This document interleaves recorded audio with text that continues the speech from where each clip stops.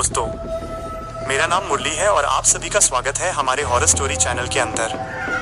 कहानी शुरू करने से पहले एक छोटी सी गुजारिश, if you love spine chilling stories please subscribe to our horror channel. Don't forget to like this video and leave your thoughts in the comment section below.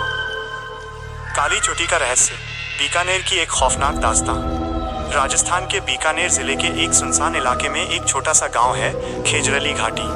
यहाँ के लोग इस नाम को जोर से बोलने से भी कतराते हैं, क्योंकि गांव के पास एक ऐसी पहाड़ी है जिसे सब काली चोटी कहते हैं।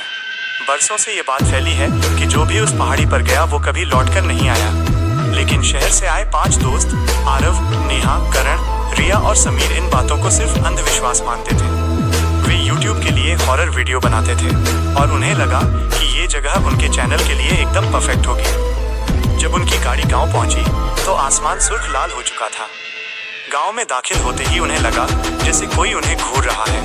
एक बूढ़े आदमी ने उन्हें चेतावनी भी दी, सूरज ढलने से पहले यहाँ से चले जाओ, उस पहाड़ी की तरफ मत जाना। पर आरव हंस दिया और नेहा ने कैमरा ऑन कर दिया। जैसे जैसे वे पहाड़ी की तरफ बढ़े, माहौल बदल गया।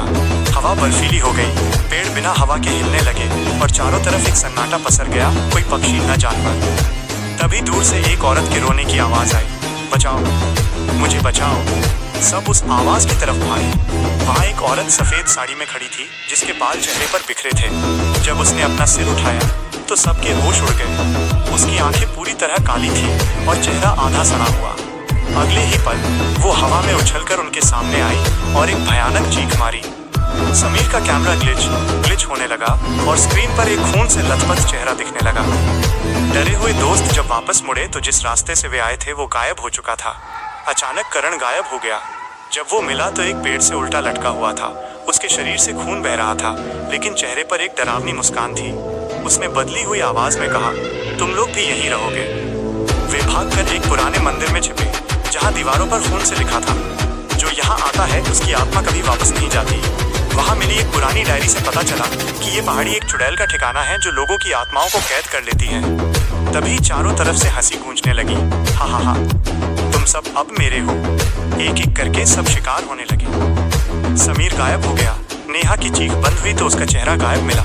रिया बुरी तरह टूट गई। तभी डायरी में एक नई लाइन दिखी, जो डर गया वो मर गया। रिया समझ गई कि ये सब डर का खेल है। उसने आंखें बंद की और चिल्लाई, तुम असली नहीं हो, तुम सिर्फ डर हो। वह चुड़ैल चीखी और उसका शरीर टूटने लगा। सब कुछ शांत हो गया। अगली सुबह जब गांव वाले पहाड़ी पर पहुंचे तो उन्हें सिर्फ एक कैमरा मिला। उस कैमरे की आखिरी क्लिप में आरव अकेला खड़ा था। वो कैमरे की तरफ देखकर धीरे से मुस्कुराया। उसकी आंखें पूरी काली हो चुकी थीं और उसने कहा, अगला कौन आएगा? आज भी कहते हैं कि रात के अंधेरे में बीकानेर की उस पहाड़ी पर 5 परछाइयां घूमती हैं, जो अपने अगले शिकार का इंतजार कर रही हैं। उसके चेहरे पर वो शैतानी मुस्कान जम चुकी थी। तभी अचानक कैमरे की स्क्रीन धुंधली हुई और आरव उस पहाड़ी की धुंध में ओझल हो गया। शहर में हलचल 1 महीना बीत चुका था। बीकानेर की उस घटना की खबर जंगल की आग की तरह फैल गई थी। पुलिस को पहाड़ी पर सिर्फ टूटा हुआ सामान मिला, पर उन 5 दोस्तों का कोई सुराग नहीं। आरव का छोटा भाई आर्यन, जो खुद एक टेक एक्सपर्ट था, इस बात को मानने को तैयार नहीं था कि उसका भाई मर चुका है। उसने आरव के क्लाउड स्टोरेज से उस आखिरी वीडियो को रिकवर किया। वीडियो के अंत में उसे एक धीमी फुसफुसाती हुई आवाज सुनाई दी, तारांकन मंदिर के नीचे गहरा। वापसी का सफर आर्यन अपने 2 प्रोफेशनल कैमरामैन दोस्तों के साथ खेजरली घाटी पहुंचा। इस बार उनके पास हाईटेक नाइट विजन कैमरे और मोशन सेंसर थे। गांव वालों ने फिर उन्हें रोका, लेकिन आर्यन के सिर पर भाई को खोजने का जुनून सवार था। खौफनाक रात के 12 बजे जैसे ही वे उस पुराने मंदिर के पास पहुंचे, आर्यन के मोशन सेंसर चिल्लाने लगे। स्क्रीन पर 4 नहीं बल्कि 6 आकृतियां मंदिर के चारों ओर नाचती हुई दिखाई दे रही थी। आर्यन मंदिर के गर्भगृह में पहुंचा, जहां उसने देखा कि जमीन पर एक भारी पत्थर हटा हुआ था। नीचे एक गुप्त तहखाना था। जैसे ही वे नीचे उतरे, हवा में सड़े हुए मांस की बदबू आने लगी। वहां दीवारों पर हजारों इंसानी नाखून चिपके हुए थे, जैसे किसी ने बाहर निकलने की नाकाम कोशिश की हो। सामना तहखाने के बीचों बीच एक पुरानी लकड़ी की कुर्सी पर कोई बैठा था। टॉर्च की रोशनी पड़ी तो आर्यन की चीख निकल गई। वो समीर था, या जो कुछ समीर जैसा दिख रहा था। उसके मुंह को काले धागों से सिल दिया गया था, लेकिन वो फिर भी हंस रहा था। तभी अंधेरे से एक परछाई निकली। वो आरव था। उसकी त्वचा अब मिट्टी की तरह धूसर हो चुकी थी। उसने आर्यन की तरफ हाथ बढ़ाया, पर एक ऐसी आवाज में बोला जो इंसान की नहीं लग रही थी, तुमने आने में बहुत देर कर दी भाई, वो भूखी है और उसे एक नया चेहरा चाहिए। अचानक मंदिर की छत से वही सफेद साड़ी वाली औरत नीचे गिरी। उसकी जीभ जमीन तक लटक रही थी। उसने आर्यन के दोस्तों को अपनी जादुई ताकतों से हवा में उछाल दिया और उनके गले अपने आप कटने लगे। अंतिम मोड़ आर्यन भागने की कोशिश करता है, लेकिन उसे महसूस होता है कि उसके पैर जमीन में धंस रहे हैं। वो पीछे मुड़कर देखता है तो पाता है कि रिया, नेहा और करण की आत्माएं दीवार से चिपकी हुई उसे देख रही हैं। आरव उसके करीब आता है और उसके कान में धीरे से कहता है, अब ये चैनल हम सब मिलकर चलाएंगे। अगली सुबह इंटरनेट पर एक नया वीडियो अपलोड होता है। टाइटल है, मेरा भाई मिल गया।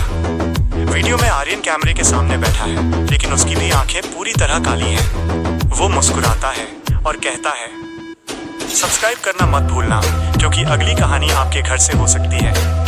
बीकानेर की वो पहाड़ी आज भी वहीं है और अब वहाँ 5 नहीं बल्कि 8 परछाइयाँ घूमती देखी जाती हैं। गांव के लोग अब खौफ के मारे पलायन करने लगे थे, लेकिन इस कहानी का अंत अभी बाकी था।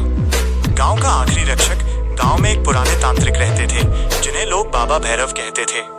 उन्होंने जान लिया था कि काली चोटी की वो चुड़ैल अब सिर्फ एक पहाड़ी तक सीमित नहीं रही, बल्कि वो डिजिटल दुनिया यूट्यूब के जरिए लोगों के डर को सोख रही है। आर्यन के वीडियो को जो भी देख रहा था वो धीरे धीरे पागल हो रहा था। पहाड़ी पर अंतिम प्रहार बाबा भैरव अपनी पोटली और एक प्राचीन त्रिशूल लेकर उस अंधेरी रात में पहाड़ी पर चढ़ने लगे। मंदिर के पास पहुंचते ही उन्हें 8 परछाइयों ने घेर लिया। आरव, नेहा, करण, रिया, समीर, आर्यन और उसके 2 दोस्त। उन सबकी आंखें काली थीं और वे सब बाबा की तरफ झपटने को तैयार थे। तभी वह चुड़ैल सामने आई। उसका कद अब 10 फीट लंबा हो चुका था और उसकी चीख से पूरी पहाड़ी कांप रही थी। उसने डरावनी आवाज में कहा, तारांकन बूढ़े, तू इन्हें नहीं बचा पाएगा। ये अब मेरे गुलाम हैं। बलिदान और मुक्ति बाबा भैरव ने निडर होकर मंत्रोच्चारण शुरू किया और अपनी हथेली पर एक गहरा घाव किया। उन्होंने अपना खून उस पुरानी डायरी पर छिड़का जिसे नेहा ने खोजा था। जैसे ही खून डायरी के पन्नों पर गिरा, उन पन्नों से पवित्र अग्नि निकलने लगी। बाबा चिल्लाए, अंतिम मुक्ति का मार्ग केवल विनाश है। उन्होंने उस जलती हुई डायरी को मंदिर के गर्भगृह के उस गहरे तहखाने में फेंक दिया। अचानक एक जोरदार विस्फोट हुआ। वो चुड़ैल आग की लपटों में घिर गई। आरव और आर्यन की आत्माएं एक पल के लिए अपने असली रूप में आई। आरव ने दर्द भरी आवाज में बस इतना कहा, तारांकन भाई, हमें आजाद करो। कहानी का अंत बाबा भैरव ने अपनी पूरी शक्ति लगाकर उस त्रिशूल को पहाड़ी के बीचों बीच गाड़ दिया। एक जोरदार बिजली कड़की और पूरी पहाड़ी हिलने लगी। देखते ही देखते वो काली चोटी जमीन के अंदर धंसने लगी। एक भयानक चीख गूंजी और फिर सब कुछ शांत हो गया। सुबह जब सूरज उगा तो वहां न कोई पहाड़ी थी, न कोई मंदिर, सिर्फ एक समतल बंजर जमीन बची थी। बाबा भैरव भी गायब थे। क्लाइमेक्स सालों बाद बीकानेर के उस इलाके में अब शांति है, लेकिन कहते हैं कि आज भी अगर आप YouTube पर उस पुराने डिलीट हो चुके चैनल को खोजने की कोशिश करेंगे तो कभी कभी स्क्रीन अचानक काली हो जाती है और उस काली स्क्रीन पर एक धुंधला सा चेहरा उभरता है जो मुस्कुराते हुए कहता है, कहानी खत्म नहीं हुई है, मैं तुम्हारे पीछे खड़ा हूँ। आउट्रो माइनस जैसा आपने कहा था। तो दोस्तों, ये था काली चोटी का खौफनाक अंत। अगर आपको ये कहानी पसंद आई है तो don't forget to like the video, share it with your friends and subscribe to our channel for more terrifying stories. Leave a comment and tell us which part scared you the most. धन्यवाद। मिलते हैं अगली डरावनी कहानी में।